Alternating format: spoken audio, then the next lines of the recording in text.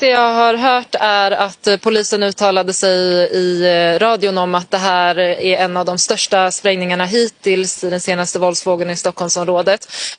Det som jag har sett på platsen den senaste stunden nu är att polisens bombtekniker är här och undersöker noga. De har rört sig runt där kring porten som har drabbats och som sagt en väldigt kraftig explosion. Det är både själva porten som är totalt förstörd, man ser att taket har rasat ner, men också alltså första och andra våningen ovanför. Och det man försöker utreda nu här är att det inte ska finnas någon mer risk att det ska hända någonting mer.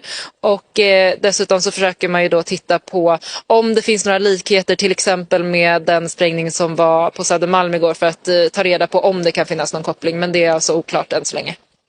Men det är en rejäl smäll där då alltså. Vad säger folk som du har pratat med på plats?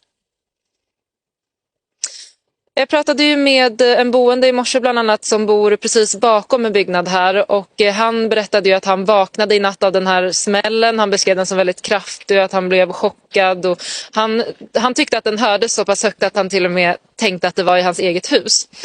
Så att det ska ha varit en ganska kraftig smäll, men sen så är ju det här generellt sett lite mer utav ett kontorshusområde så att det är inte jättemånga boende just nära själva porten där det här hände.